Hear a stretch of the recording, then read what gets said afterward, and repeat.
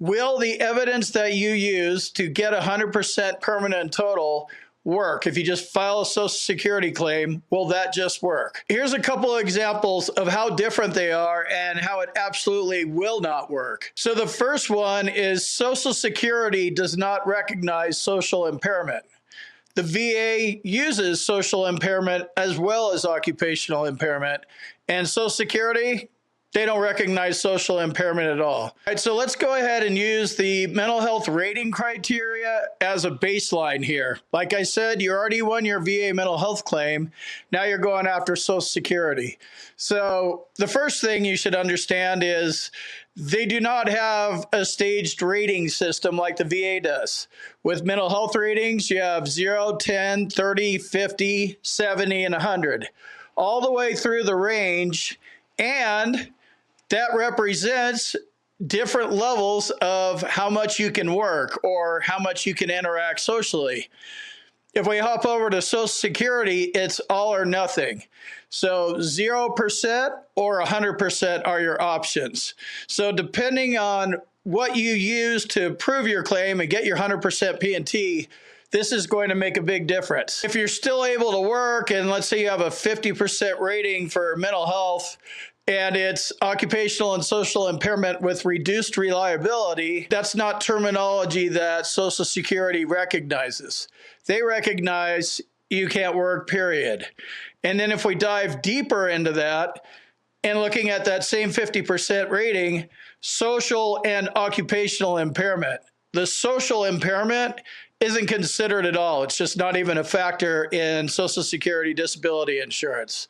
So if you won your claim and you were weak on the work part, meaning you can work and you have a lot of deficiencies in your social life, if that's what you use to win your VA claim, then that's going to be useless for you in your Social Security claim.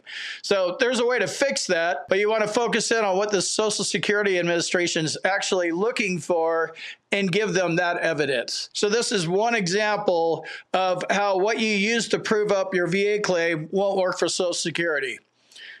It's all or nothing. So a 50% rating means you could still work just fine. And in VA land, you can work. You can work and get a 50% rating. You can work with a 100% rating, no problem.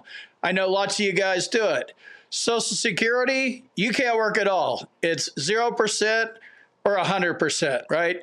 You can either work or you can't.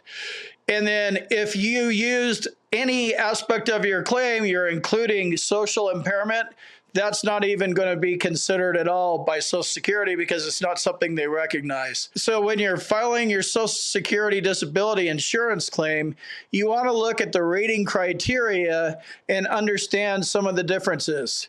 Yes, there is a percentage of veterans that submit exactly what they submitted for their VA claim and they won. They didn't have medical evidence that talked about social impairment or they could work a little bit. Let's look at some other differences between Social Security disability insurance and then VA claims. So Social Security has something called the Social Security Administration's listing of impairments.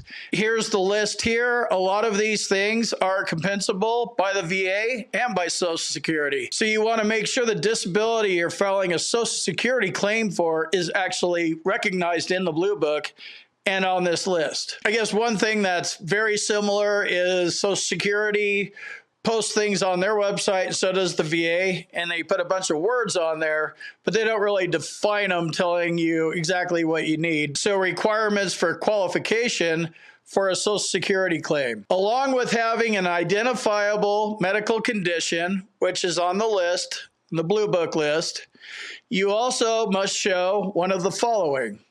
The condition is expected to result in death. The condition has persisted for at least 12 months. The condition is expected to persist for a minimum of 12 months. So they're very specific there. First one is pretty self-explanatory. Then you have it's persisted for 12 months, and then you have is expected to persist longer than 12 months. With VA disabilities, there is a time frame, current diagnosis. That's like 6 months to a year, but you could come and file secondary claims 37 years after you're discharged and win them. And you don't have to worry about this specific time frame. It lasted for 12 months. It's going to last longer than 12 months or death. The VA has a lot more latitude in this area. So this is a good one to focus on if you're filing a Social Security claim. The medical evidence you're going to need is similar. They don't have a nexus per se, but they're going to need current medical records, current diagnosis, current symptoms, and they're going to be focusing on, is this current diagnosis and symptoms preventing you from working at all, period? You can't work at all. Not some, just you can't work. And then, has it been like this for 12 months? Is it expected to last longer than 12 months? Or are you going to die? And I wanted to clear some of these things up and give you an example. And I'll be doing a few more of these because I know a lot of you guys have questions. And the answer is kind of. Sometimes you can use the exact same evidence that you used to win your VA claim. Most of the times you can't. One more thing I'd like to add is the use of a vocational expert. People that file TDIU claims, you should always have a vocational expert involved. It's all about work, labor laws, things of that nature. And the VA really doesn't have an answer for a vocational expert. Once you move over to Social Security side of the house, the vocational expert is literally sitting right next to the judge if your Social Security claim gets denied and you have to go to a hearing. They're literally sitting right next to the judge. So vocational experts are everywhere. So I strongly suggest getting a vocational expert's opinion. Get one on board and involved in your Social Security claim so you can win it up front. Have a great day. I'll see you in the next video. Let me jump in here real quick and tell you about my boot camp. If you want to learn more about the VA claims process, check out my boot camp. You can talk to me live. There's a link on the website. And in the description, combatcraig.com. And also, if you need medical evidence, like a nexus or documenting your symptoms properly, go to our website, combatcraig.com, and it says medteam/nexus letters. Click on that link, fill out the form, boom, you're done.